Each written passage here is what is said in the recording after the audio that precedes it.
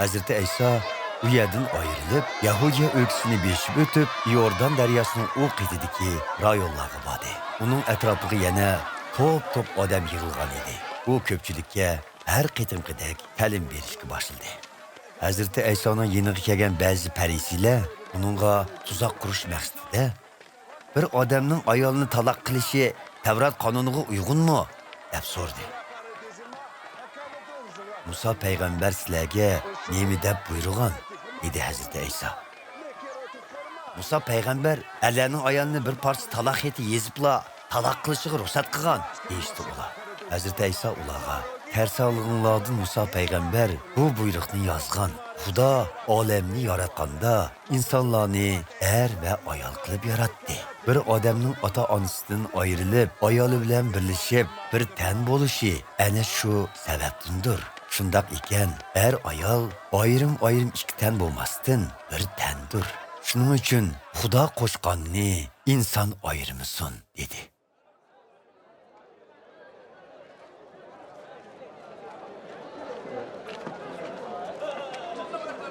Ular uyga kirgandan keyin shogirdlari bu haqda Hazreti İsa'dan yana so'radi. Hazreti İsa ularga ayolini taloq qilib, boshqa birini amriga olgan kishi zina qilgan bo'ladi. Eridan ajrashib, boshqa erga tekkan ayolmi zina qilgan bo'ladi, dedi. Qo'lini tekizib baxtilsin deb kishilar kichik bolalarni Hazreti İsa'ning oldiga elib keldi. Biroq shogirdlar ularni aybladi.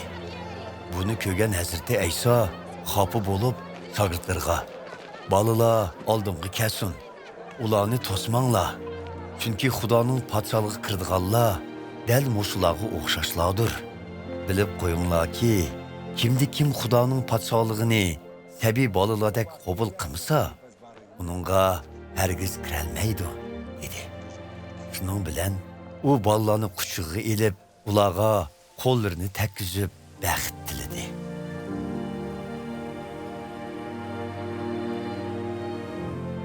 Hazreti İsa safarga chiqish oldida bir kishi yugurib kelib uning oldiga tiz bukib, "Ey yaxshi ustoz, mangulik hayotga erishish uchun qanday qilishim kerak?" deb so'radi. Hazreti İsa uningga, "Meni nemishqa yaxshi deysiz? Yegona Xudodan boshqa yaxshi yo'q. Siz Tavratda buyurilgan qotillik qilma, zina qilma, o'g'irlik qilma, yolg'on guvohlik berma, boshqalarni qoqti so'qti qilma, ota-onangni hurmat qil degan farzlarni ado qiling", dedi. "Ustoz, bularga kichigidan tortib amal qilib kelyapman", dedi hilqi odam. Hazreti İsa uningga mehribonlik bilan qarab, "Sizda qilishga tegishli yana bir ish kam. Berib, bütün mal mülkünüzni setib, pulini kambag'allarga bering. Shunda qilsangiz, erishda g'azinangiz bo'ladi. Ondan kelib, menga ergishing", dedi. Bu so'zni anglash bilanla bu odamning chiroyi o'zgarib, qayg'u ichida u yerdan ketib qoldi. Chunki uning mol dunyosi nihoyat ko'p edi. Hazreti İsa o'pchirsiga ko'z yugurtib chiqqandan keyin shogirdlarga mol dunyosi ko'plarning Xudoning podshohligiga kirishi nima degan desa, dedi. Shogirdlar uning so'zlariga hayron bo'lishdi. Lekin Hazreti İsa ularga yana, "Bolalarim, Xudoning podshohligiga kirish nima degan desa, boylarning Xudoning podshohligiga kirishi to'gining yengni to'shigidan o'tishidanmi desa ekan", dedi.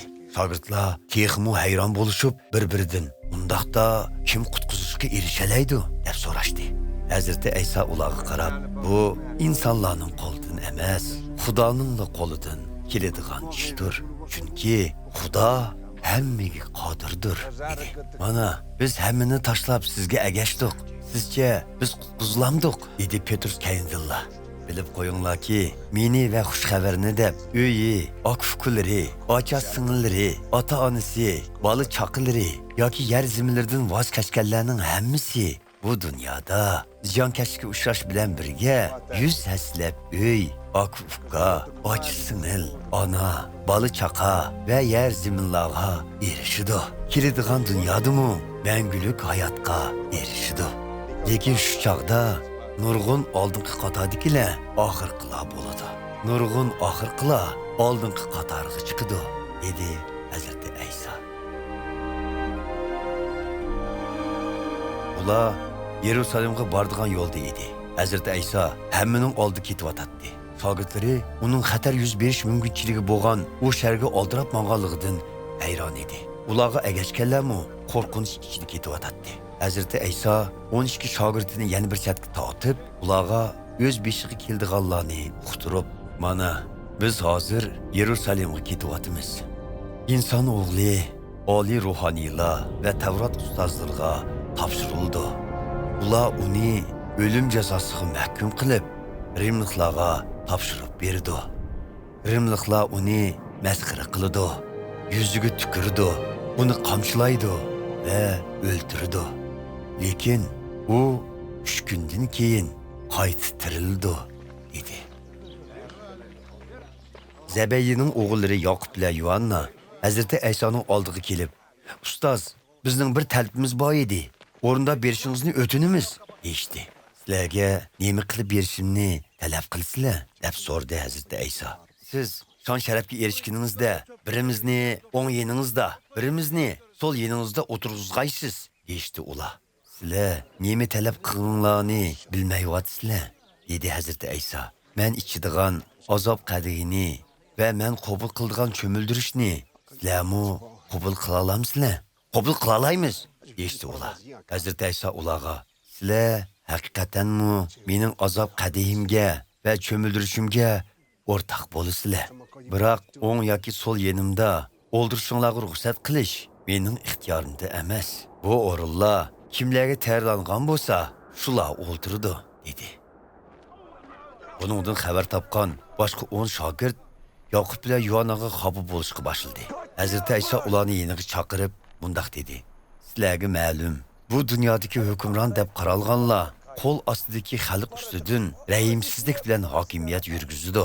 Amrlari ularni qattiq qo'llik bilan idora qiladi. Biroq sizlarning oranglarda bundoq ish bo'lmasin. Sizlardan kim martabalik bo'lishni xohlasa, u qolganlarga xizmat qilsin. Kim birinchi bo'lishni xohlasa, u hamma odamning quli bo'lsin. Chunki inson o'g'limi boshqalarni o'ziga xizmat qildirg'ili emas, boshqalarga xizmat qilg'ili va jinni pido qilish badiliga nurg'un odamlarni gunohdan ozod qilg'ili keldi." Keyin ular Erixa shahriga keldi. Hazreti İsa shogirdlari va nurg'un xaloyiq bilan birga Erixadan qaytgan vaqtda Timayning Bartimay ismli qarg'u o'g'li yo'l bo'yida o'tirib tilamchilik qilyotdi.